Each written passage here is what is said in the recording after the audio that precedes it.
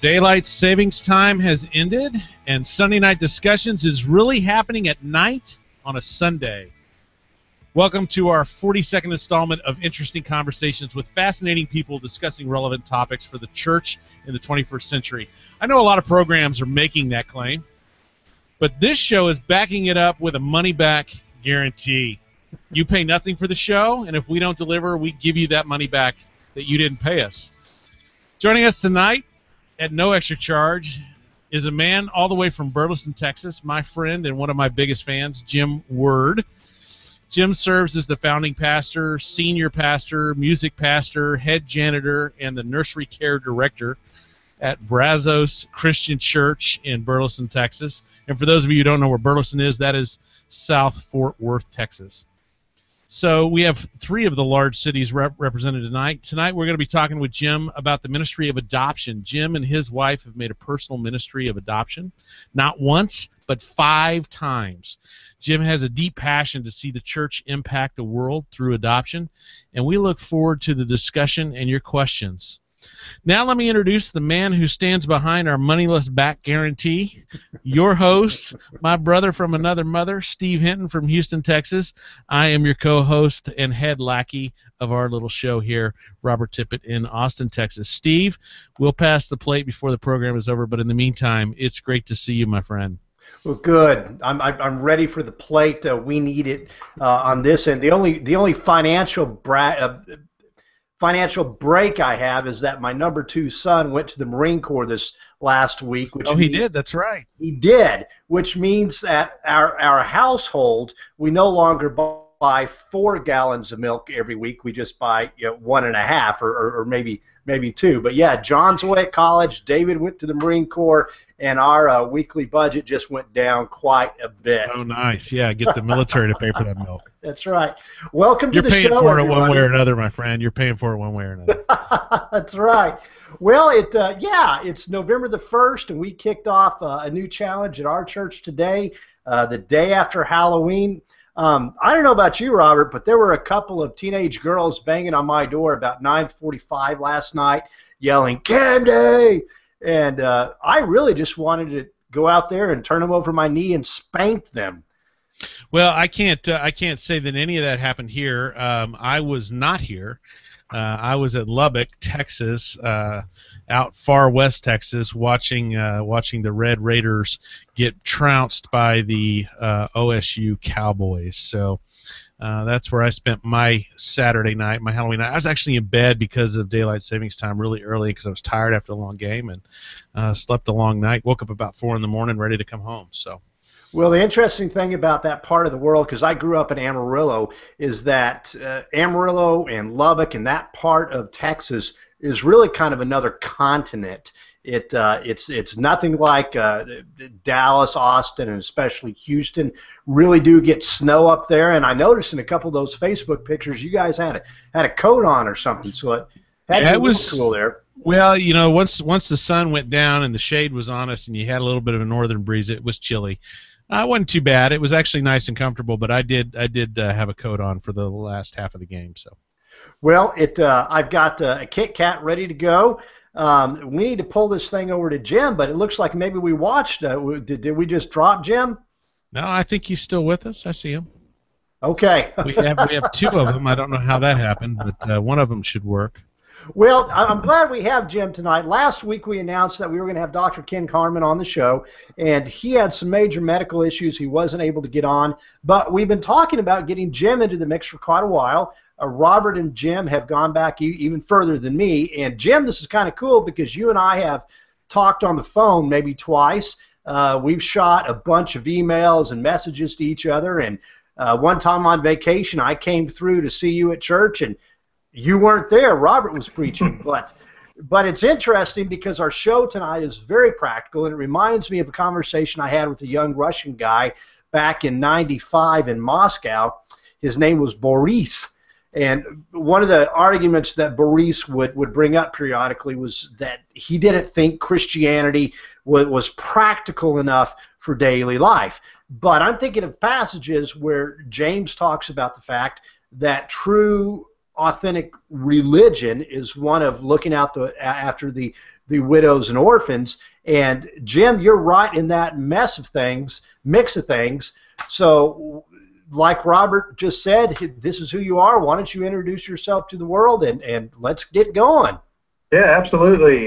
Without a doubt, practical is just about the way that it begins to sum up our life when you talk about adoption, our home. And my wife and I have been married 26 years, and I think I said, about 18 of the happiest years of her life. And but yeah, we've got 6 kids total, 1 bio, and then 5 adopted. 6 kids total. Wow, that's now you've got one. Your biological child's out of the home now, and is your oldest adopted child out of the home yet? No, not yet. No, she's technically living out of the house, but still very actively involved in needing stuff. But that's never going to change. Right. Yeah, our oldest adopted just graduated high school. He's 19, and no, he's still in the home, but he's going to college right now and heading down that path. But he's going to kind of hang out here and drink all those gallons of milk that we still get to buy. So yeah. he's 19. How old was he when you all adopted him? Max was he was 6.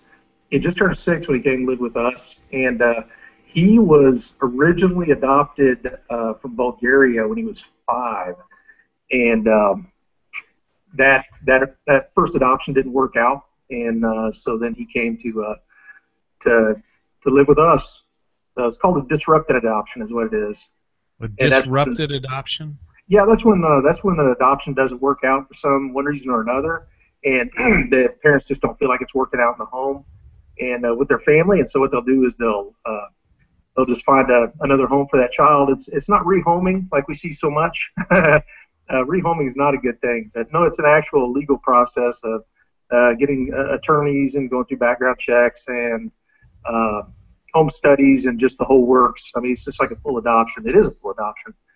And actually, all five of our kids are from disrupted adoptions. Okay, so I want to kind of unpack that. So sure. Your first adoption over 13 years ago now right. was a boy who had been adopted, correct, from Bulgaria, and then was put back up for adoption again. And exactly. you all adopted him on that second adoption. Yeah, exactly. Yeah, we it was weird. I was just working at a church in Indiana and got an email from a friend there in the church. And he said, hey, we know this lady that adopted this little boy, and she's about to put him in the foster care system, and if anybody's interested or you know somebody interested, then let us know. And so Lori and I had already been talking about it and praying about it for years, and so we just contacted, said, this is the real short version, said, yeah, we're glad to do it, but they go really quick in these kind of cases, and we had it was 2 weeks from when I got the email to when he moved in with us. Okay. Yeah, it was real fast. It's not like your typical, especially like an infant adoption. It might take anywhere from 3 to 4 years, or maybe a toddler or overseas, which might take a year or 2 or 3. No, these have all go really, really fast. So let me ask you this, because I think people might be surprised to know that this even goes on. Right. That kids get adopted, and then for whatever reason it's not working out with the adoptive family, and so they end up, for one reason or another, they end up back up on the adoption list, available for adoption. How often does this occur? It happens. It's not. I think if you went percentage-wise, which I have no idea what the percentage would be, because I don't know if we fully know every one of them that takes place. Because like the first 2 we had were private, so we just went through attorneys and heard about each other or met each other through a friend or some kind of common bond like that. And so, how many are I'm sure aren't documented as far as like to keep a stat on. But it's not. I don't think it's that common. It happens occasionally, but it's compared to the percentage of adoptions that actually take place each year in the States and from abroad. It's probably pretty uncommon, but it definitely happens. So, and I would imagine, and maybe I'm overthinking this, that most of those children are going to be a little bit older than your typical kid that most people are seeking. Yeah. When they're looking to adopt children. Yeah, they're typically gonna be older. And like even like Bulgaria, I'm not sure if their policy is still the same, but you couldn't adopt a child before they were 5 anyway. And so these children are going to be a little bit older. They're going to be ones that there's going to be some kind of a kickback that the child will give to the parents that the parents will have a challenge with, and then they'll feel like it's too much for them. They'll feel like it's too much for it, and they'll typically feel like that it's the child. It's a little overwhelming, but it's I kind of disagree, but at the same time, yeah. But that's kind of the route that they go. It seems like. Well, Jim, let's kind of step back a little bit here. You have 4 other adopted children. How did all of this kind of open up? I heard you say that you and Lori have been praying about this, but was it this a deal where you and Lori go out on your first date and say, "Oh, by the way, I think I want to adopt someday"? How did all of this kind of come together? Yeah, no, I think I kind of relate probably to a lot of men because I think if she had said that on our first date, we would never have gotten married because it would have scared me off pretty fast. No, we actually she brought this up. I had no idea that she had ever thought this way, but we'd been married for probably 2 or 3 years, and she just said, "Hey, I've always had a heart for children that have no family, no home, and I think it'd be cool to adopt." And she didn't say, "Hey, I'm going to go adopt a child and get ready, here they come." But she just, and it kind of caught me off guard. And it wasn't because I was against it. It's just I'd never actually thought about it. Right. And it just never crossed my mind. And, so we kind of started talking it out and kind of hashing it out and what that meant, what that would be to our family and those kind of things. And it took a while because about that same time, she got pregnant with our first child, our biological. And so we kind of put, any talk about adoption or foster care on the back burner at that time. But then, we were in agreement that we knew that when God opened the door, we were definitely going to step through, and that's kind of what happened. It was, it wasn't on the front burner. Get an email, and 2 weeks later, got a family member. So. Okay, so this happened in Indiana, right. But you're now in Texas. Now you're now in the Dallas-Fort Worth area. How did the other 4 come into the picture? Yeah, they were.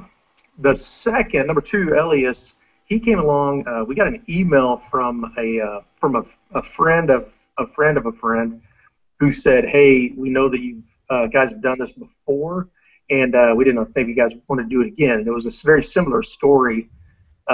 Just adoption didn't seem like it was working out in the home, and the family had the parents had become exasperated, and so we started contacting where he was living at the time, and then same thing, just started rounding up attorneys and those kind of things, and went through that process.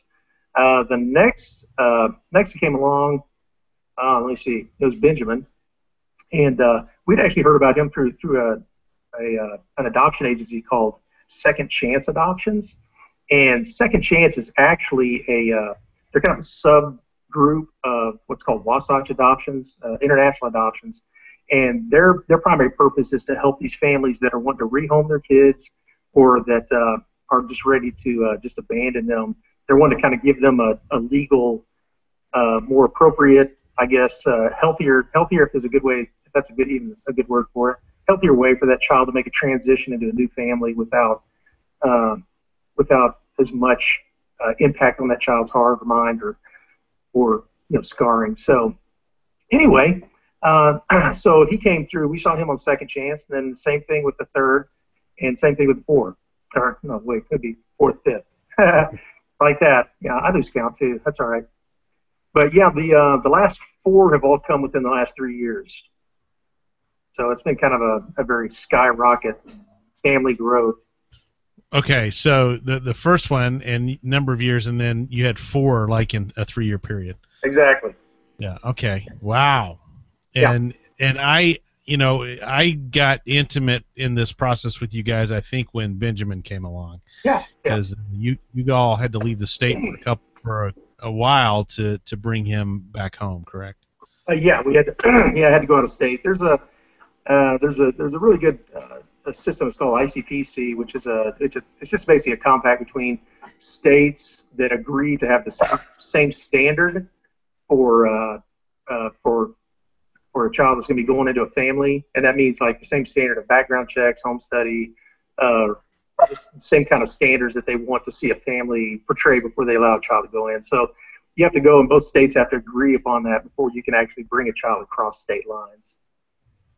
So we had to go there and stay for a couple of weeks before we got approval to do that, to leave that state and bring him to Texas. So. Okay. So at this point, you said 5 adopted, 4 of them boys, 1 of them a girl. Yes. And I imagine that she is the spoiled one of the bunch. Yeah, she's she gets a special attention the others don't. Her own room for one. Her own room for sure. Yeah, definitely, and definitely a lot more of just the nice spoilage kind of stuff that you would give to a girl. So. Okay, great. Now, Jim, what is the need out there? My assumption is a lot of people who, and even people in the Christ community, they love Jesus. They're trying to do walk in their ministry, but they're probably just not even aware. It's just probably not on their radar screen. What is the need out there in America or in the world for this ministry of adoption?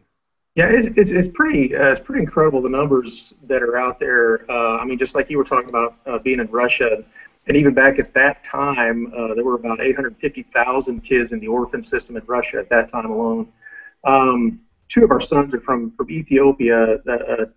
A conservative estimate is that there are about 4 million orphans in Ethiopia alone. They say, well, here in the States, about 450,000 children are in the foster care system. 100,000 of them are available for adoption right now, here in the States alone. So it's a pretty outstanding numbers, but all at the same time, numbers that are there's something that's doable about those, and we're able to, they can actually be impacted. I know Rwanda, they had their genocide roughly 20 years ago. And they had about it was about 800,000 people were killed in a 3-month period of time, which made the orphan crisis pretty much just skyrocket. And they are just about right now at the point where they're going to be declared an orphan-free country, and one of the first and only in that entire region, as well as they're just about to empty out all their orphanages. And so the thing is, it's all a doable kind of thing. It's all especially here in the States. I start going on about this, talk about all this stuff forever. So just interrupt any time. But like here in the States, you have 100,000 kids available for adoption, and we've got almost 50,000 churches. Right. Yeah, that breaks down to 1 child for every 3.5 churches. So basically, you have to find 1 family in every 3.5 churches across this country. And here in the next year, they can eliminate all the children available for adoption. Right, and if the church would get behind the 1 family, you'd have a really great situation from a ministry for the church. Yeah, that's the way it should be done. Has your church rallied on you? I would assume so, but what's the story with your congregation there? Yeah, the first of course, they're loving upon our kids a lot, and when we adopted Elias, they really, stepped up and they're like, this is cool. Then when we started, we kind of just slowly, they began to get more and more involved with each and every one of the adoptions, as well as just being there for us as a family and stuff. But their heart for what's going on, and the ministries we've been able to open up to, the orphans in Belize, as well as being a part of a very strong movement to have all those children here in the States adopted out of foster care, they've really just clung to that and taken a hold of that. And so, they've definitely. I mean, and I think it goes back to Steve, what you were talking about is when people begin to see the practical aspect of loving the least of these, and they see somebody leading that, and it begins to bust all the myths that these children are not redeemable, or the myth that it's going to be too hard, or the myth that they're just trouble. And what you begin to find out, especially like our 5 kids are amazing, amazing hearts, amazing attitudes, compassionate, and they begin to see that, hey, these are redeemable children that really are God's creation, that have a life and a hope and a future in Him, and so they get really excited about doing that. So I love the way that you put that God's creation, because it's bringing that divine factor into it, that we're all God's creation. Therefore, there is purpose in all of us, and purpose isn't arrived at by what my success ratio is or how much money I have or whatever. It's I am a created individual by God, therefore I have value, and you're able to reach out and see these in kids. Yeah. Yeah, absolutely. Especially, and I think with our children, I mean, they're phenomenal. But I mean, you look at all five of them, the road or the path that they've walked or had to take is they were abandoned at some point where they were, whether it was Bulgaria or Ethiopia or here in the States, and then they were, in a way, after adopted the first time, they were rejected, and so not just abandoned, but then rejected, and basically written off as somebody that just that is just not redeemable, not fixable, and it's amazing that just how wrong that attitude was toward them, and just how you can look at these children that the world had said, hey, they're just the worst of the worst, and in reality they're absolutely phenomenal people. I want to take you back to the numbers there, because I think that's kind of interesting. I mean, we talked about some of the world numbers and some of our country numbers. All three of us were in the state of Texas. I know that you've got specific concerns just even in our own state about what the numbers are and what could be done. Yeah. There's about 30,000 kids in the foster care system here in Texas, and we are I guess fortunately, in a way, we're behind California. They're the only state that's beating us in this issue, and they have us by about 150 kids. Yeah, I know, it's pretty impressive, huh? But about 6,000 of the kids here in the state are available for adoption. We have about roughly between, if I figure right, 16,000 to 17,000 churches, and so it's a doable deal.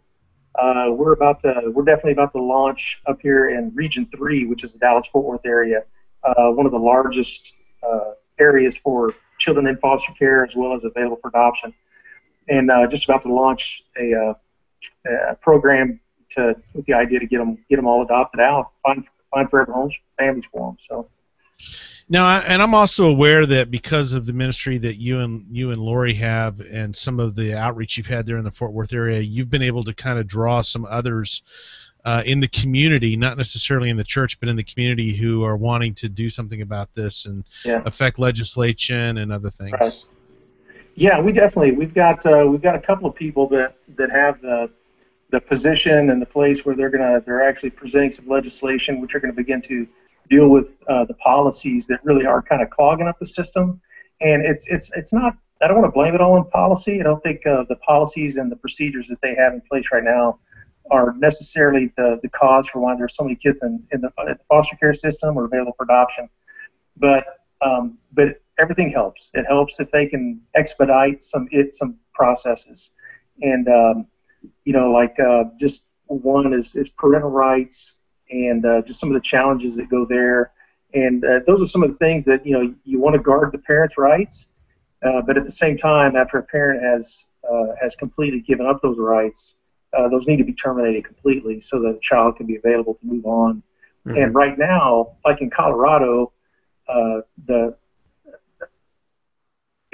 process is incredibly faster. Here in the States, you could potentially be looking at a couple of years to adopt a child out of the foster care system. A year-ish, but it could go up to a couple of years, all because of those issues. And so they're trying to find things that when you have parents that are no longer in the picture and their rights have already they've passed those on and moved on, that they can open up some doors to make this happen a little faster. Because that scares people off. I mean, it really does when they say, hey, I want to adopt, and you're saying, okay, well, it's going to be a year, it could be 18 months before this happens. And you can see the gas go out of them, they can see the wind go out of their sails in those cases. So we got people in our group that are definitely going to be working on the legislative part of it. I just got some people in the different places. We know that CPS is completely ready for this and ready to make this happen. Department of Family Protective Services, their people are doing a phenomenal job getting on this. We've got some great ministries like the Gladney Center up here. We've got all children's home, which they're completely over all the kids in Region 3B that are in the foster care system. So, yeah, it's amazing the groups of people that are beginning to come together to see this happen, and hopefully as of May this next year, you'll begin to see, and it'll become more of a common thing out there for people to tag into and begin to maybe become a part of. So. Now, Jim, would this be more of an event or really kind of a journey? I mean, someone says, hey, I'm going to adopt someone. Okay, fine. I'll work through the 18-month process and then, bam, get it done. And then, everything's done and over with and everybody's happy. Yeah. Is that cut and dry, or is this more of a long path journey? Yeah, it's a both and. You got it. It's a both and. It's it's definitely an event because you do build up to a moment of a very exciting day. And I know some of the courts up here in Fort Worth have an adoption day where a lot of families will come in and they'll finalize a lot of adoptions at one time, and it's a very exciting time. You've been building up with your home studies and with the people and the visits and the child living in your home for 6 months and things like this. But yeah, then the work begins after that, and so the event turns into it's almost like a marriage. You build up to the day that you're just an incredible day, and then all of a sudden you got a life ahead of you to work on the relationship and heal the wounds and walk some very hard roads at times, but good roads too.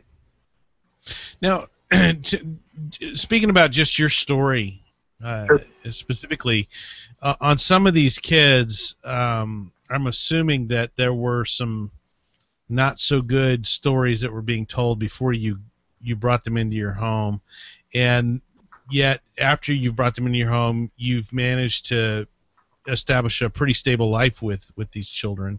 Yeah. Does that scare people off too, or?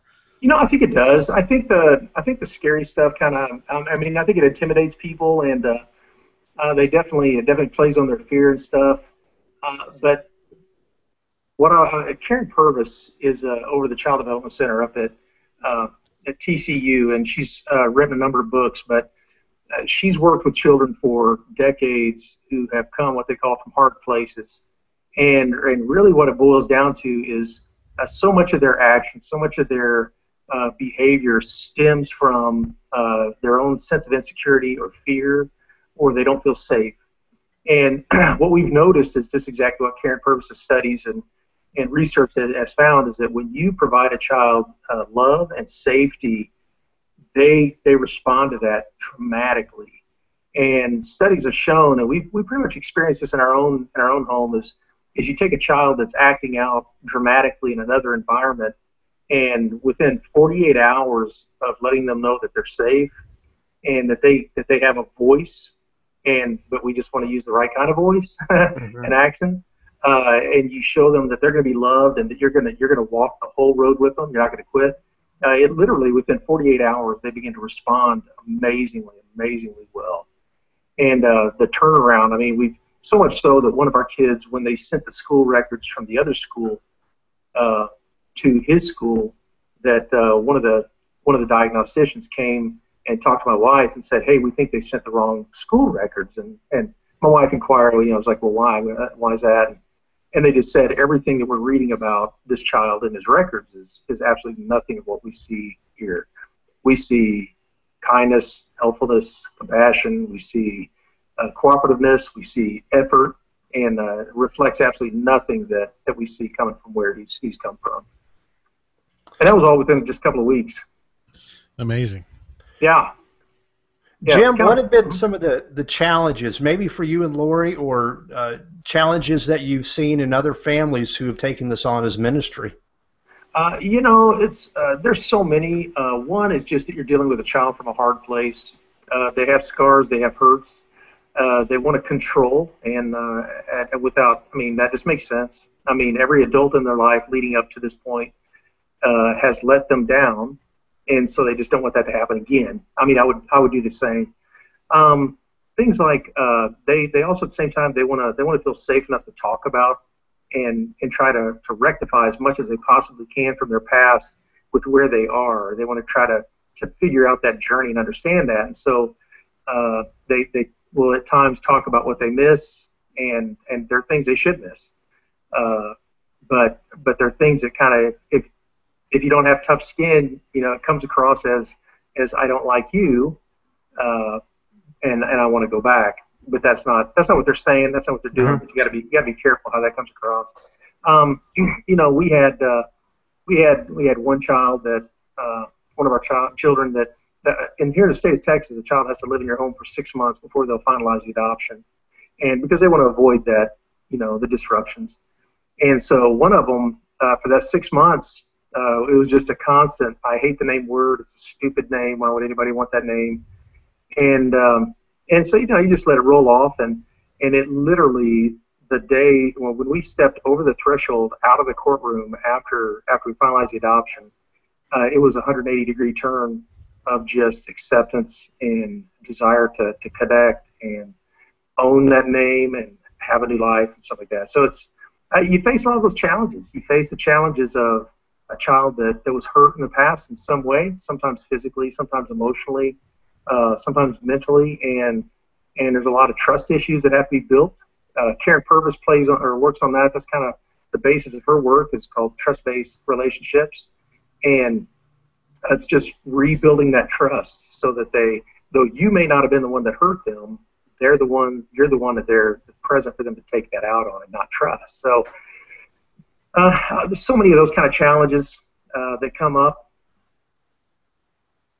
What are some practical ways to rebuild trust that you've done? One is they have been left and abandoned, and one of the things we do is just when you come back, that's huge. I mean, and you let them know. You drop them off at school, and you're like, I'll pick you up. You talk about the future. You talk about, when you get married, I can't wait to see, what your kids are going to be like. I can't wait to drop you off at college. I can't wait to see you, play ball in high school, or, you talk about future events that say, I'm going to be there. And then, we say, we tell them right out. I mean, we say, listen, we're always going to be family, and it doesn't matter what you do. It doesn't matter how you act. You're always going to be our son, and we're always going to love you. And it doesn't mean you won't be in trouble sometimes, but it does mean that you're not going to ever have to go to another family or another home. We're going to be here. So you just do a lot of those things, and then you're just, you got to be, you just got to be a promise keeper. You got to keep your word, and you got to let them know, hey, you can trust me, and I'm not going to let you down. I'm going to watch after your back. I'll be there for you. If you have problems at school, I'm going to stand up for you. I'm going to be your advocate. And just a lot of things really you do with your own child that you have to. The advantage we have, like when we have a biological child, is that they see these things from infancy on. Right. They experience these things through your holding them, and just the things that basically you don't consciously think. Well, I'm gonna show my child that I trust them, but you're just demonstrating that. So they see this for years, and what we get in this case is a couple of our kids came to live with us when they were 10 or 11 years old. So you got a lot of years of making up to overcome. So.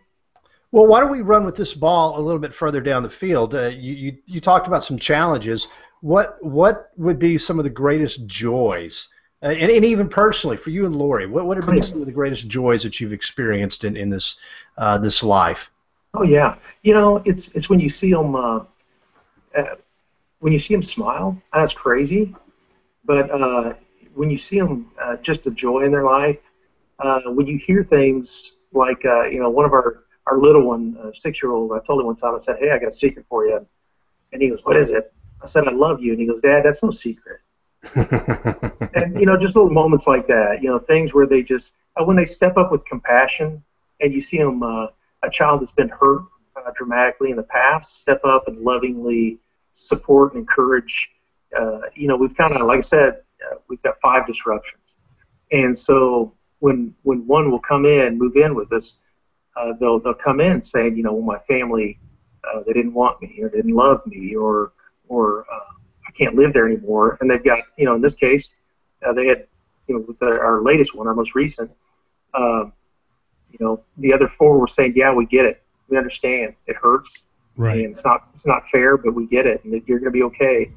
When you see them succeed at school, when you see them, the teachers talk about what a joy they are and how hard they work, and that they have good at it. I mean, just all those kind of things. You know, we asked one of our older boys. We said, what's the difference between where you lived and where you came from and where you are now? And he said, you know, you guys say I love you a lot, and those kind of things. They make you feel like, okay, you know, it's they're growing, they're getting something. So Jim, I've heard you talk about it. I'd like you to unpack a little bit the idea that the relationship that we as believers find in with God through Christ is one of adoption, where in our own spiritual way we have been adopted into a family, and how that relates to this ministry, and how the physicality and the reality of this ministry relates to the spiritual experience we're having in our own walk right now. Yeah, you know, I mean, the parallels are just so crazily close and identical that you know, you just can't miss. I mean, you know, they say that hurt people hurt people. Well, yeah. You know, people who are loved love people. People who are forgiven forgive people. People who are provided for provide for people, and it's just a natural. When you start doing it, it's just a natural progression to see that trust relationship, just like we do with God. You know, we step out, we go to a place where God, only God can answer this question for us or deal with this issue for us. And when He steps up to bat, we trust Him a little more. We follow Him a little bit more. We grow a little bit more intimate with Him, and so, you know, in this adoptive, you know, they begin to wear our name, and just like we wear His name, and that's neat. That's neat. I like that. Yeah, they begin to act out in the same kind of loving and compassionate spirit that they're seeing, you know, us give to them, and vice versa. Same thing with what God's doing for us. You know, He demonstrates His love for us in His sacrifice, and we turn right around, demonstrate that same love in our sacrifice for other people. So it's, yeah, the parallels are just crazy, you know, and that whole thing that God's not going to abandon us. He's not gonna pull His name. He's not gonna just leave us out in the cold and leave us to fend for ourselves. You know, we're family now. Yeah. Jim, well, what are let's change the dial a little bit here. What are some economic factors involved in this? You know, it varies. That pendulum swings really wide, and it depends on what you want to do and how you want to do it. We have, like I said, we've never, all of our adoptions have been domestic, so we've never adopted internationally. But international adoptions range anywhere from $30,000 to $50,000-$60,000 if you go that route. Our adoptions have all hovered right around $10,000, $12,000 each. It costs, and for us, that's things like, I mean, that's of course your legal fees and your when you work with an agency, the fees that they charge, but that's also just incorporating that child into your home. And with things like you buy them new clothes, you have to buy them supplies, you have to buy them furniture, and just basically get them, you know, paying for fees to play sports and those kind of things. So that's roughly been our cost. But also, and this is the one that just blows me away, is if you adopt a child through the foster care system. It didn't cost you anything, maybe a couple $100, and it's just, I mean, it's kind of blows me away, because I'm thinking that's almost just about as simple as they can make it be. The barrier to entry there is pretty low. Absolutely, yeah. When it's, well, and if you have a child that's in foster care, they already have Medicaid, and so you're not only just adopting this child at almost no expense. Because legal fees are taken care of, agency fees are taken care of, those kind of things. Not only that, but also through Medicaid, their medical's covered, their dental's covered. If they go to a college in the state of Texas, at one of the state colleges, their tuition and all is covered. I mean, it's basically, they're just saying, please, it just, all you got to do is just find the love in your heart and step up and say, I'll do it. About a loving home. Yeah. Yeah, it's interesting because I had lunch with a friend last week, and he informed me that a friend of his passed away and left a boy who is 8 years old and is destined to end up in the middle of the foster care system. Wow. And they've stepped in to see if they can't relieve him of that situation. But he was mentioning that the costs were basically covered.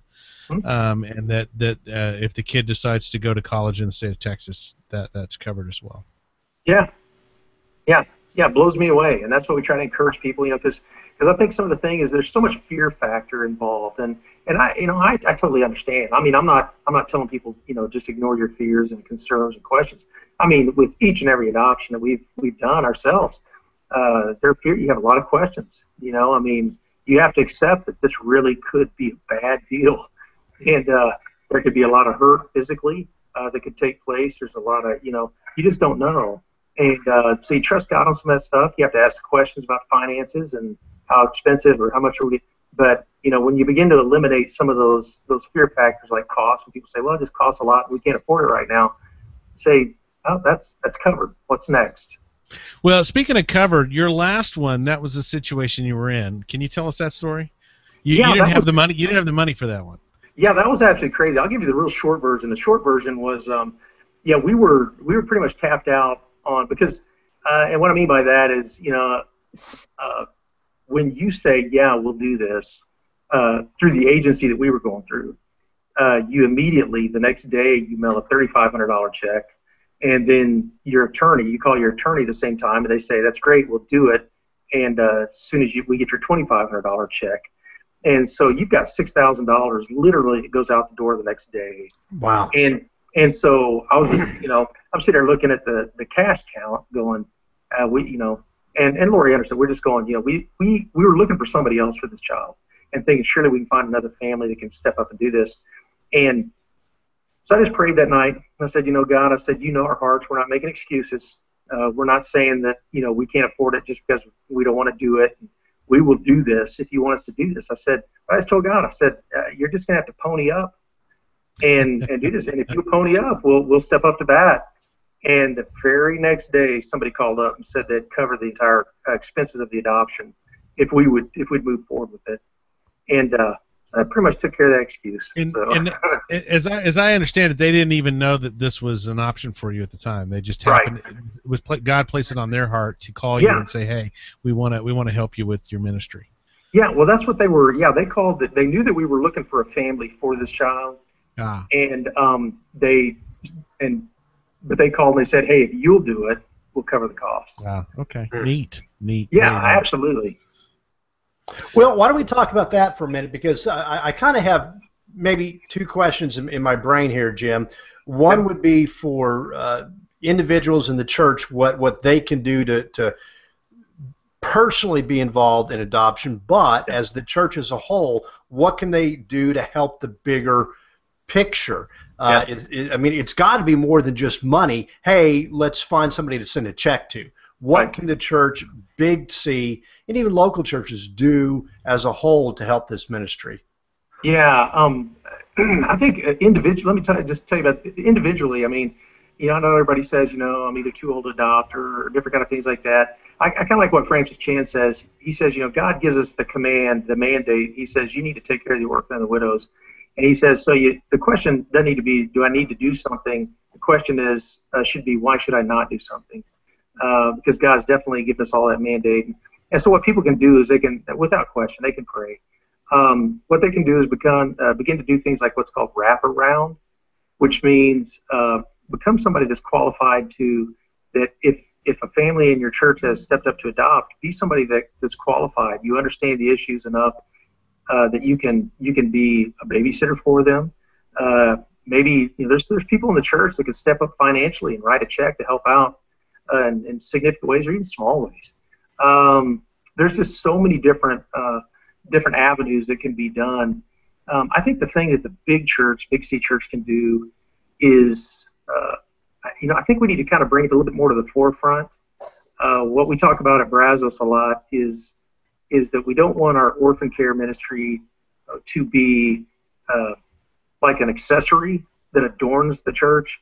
We want it to be more like a limb that is a part that we desperately need and to be a part of, and being that we feel like God has mandated that we need to be actively involved in this, and there's a very a fixable but a very serious need even within our very own state and local government as well as in our own nation.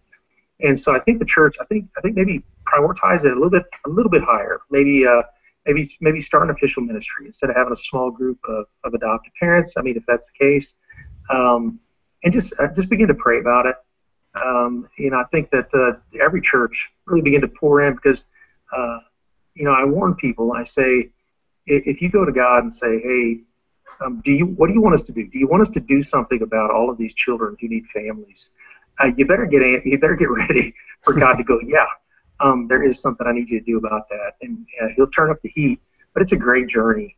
And I just, if the the big church would begin to just embrace that journey and realize that, and I think this is probably a bigger one, is realize it's our responsibility, not our government's responsibility for all of these children, whether they are available for adoption or just in the foster care, not available for adoption. It's our responsibility. We need to be the ones that lead the charge. And I'm not trying to be, I definitely don't want to be negative because statistics show that Christians are 2 times more likely to adopt or foster a child than a non-Christian. Yeah, okay. So the church and Christians are really stepping up, but I think we need to be, I guess, not be like I was in college. Don't be content with a C plus. Press on and realize that there's an A that's attainable and to really press toward that. Now, Jim, from a personal note, what could you say, or maybe you can just share something that Lori has said before to encourage couples maybe that have adopted and they're in the process, they're in the journey, but they've hit in a wall. It's gotten hard. What can you say to encourage them in the journey to keep on going? Yeah, one of the big ones is don't quit. Get that attitude. Just realize it's forever. It's just like you wouldn't give up on your own biological children. These are your children. Don't quit that. But then begin to seek out there's always different stages that children go through, families go through, adoptive families will go through, and continue to get that education. I mean, the foster care system in the state of Texas, they've got it figured out where foster families, parents are required to go through at least 20 to 30 hours of training every year. Books, videos, classes, something that keeps them fresh and helps them to kind of stay toned up with what they're doing. And I think, as adoptive parents, I think we just have to voluntarily do that. And I would say, my wife and I are trained in a class called The Power to Connect, and it takes the trust-based relationship that Karen Purvis has developed at TCU, and it puts the Bible with it, and it just kind of encourages and trains parents on how to love children that are from hard places, children that have been hurt in the past, children that don't trust, and taking those steps. Every stage is different. Teenage is, you just got to keep training. That'd be a couple things, I think. Okay. Now, if there's someone watching this or on playback and they're thinking, this is an avenue, this is a road I want to go down sometime, but I don't know where to start. Do you have a recommendation or resource that we can give away tonight to someone who would benefit from that? Yeah, I think so. There's a number of resources. Well, let me see. Let's say there's just one that helps us think a little bit closer. Let me see. Yeah, I think that parenting is your highest calling, and 8 other myths that trap us in worry and guilt. I think the cool thing about that book is that it actually kind of dispels a lot of the myths that cause us to fear stepping up to bat. There's also, I would highly recommend them go on the TCU website and go to begin to just research out a little bit more of Karen Purvis and what she does, and then of course people can always email me, and people like me, they can find an adoptive family and just begin to ask questions. Ask them, say, hey, we're thinking about adopting, or we're in the process of adopting, and what do we need to do? What do we need to know? What's our next step, or at least give us the resources to know what to do. Okay, so with the book, if somebody wants that book tonight, type in either Google Plus or on our Sunday Night Discussions Facebook page, or just contact Robert or me, Robert or I, and say, I want the book, and we will order that and get that to you. maybe following up, Jim, if somebody wanted to personally reach out to you to either ask for advice or, I don't know, maybe even send you some money. Oh, sure. Where would they find you at? Where Brazos Christian Church, email address? Where can someone get in touch with, get a word to Jim Word? Yeah. Hey, probably the best way to get a hold of me is through the church website or church email, which is Brazos, BRAZOS, BrazosCC at sbcglobal.net. And feel free to just shoot me a question or shoot me an email and just throw anything out there. And if it's something I can help you with, I'd be more than happy to be a resource. Jim, how much Halloween candy did you guys go through yesterday? Oh man, it was awesome. We had probably more kids come to our door than we have ever since we've lived here for the last 13 years, and I bet we had 120, 130 kids come by, and we were pouring it out. But the best part is our kids were bringing it in, and yeah, my daughter, she was cute. I appreciate her naivety. Is she looked at me and she goes, "Dad, you can have a piece of my candy," and she just didn't understand how that works. She's gonna go to sleep and she's gonna wake up wondering where all the chocolate went. But it was cute. Nice offer. Well, Robert, before we shut it down, is there anything we need to talk about tonight with Mark Men or anything else? Yeah, this coming weekend we ought to talk about it. There are 3 events going on this weekend. We mentioned it last week. There is an event in North Carolina at the YMCA Camp Cheerio. There's one in Kansas at Tall Oaks Conference Center in Linwood, Kansas. And then we've got one in Germany. I'm not sure how you pronounce this. Dingening. If Larry Lewis were on with us.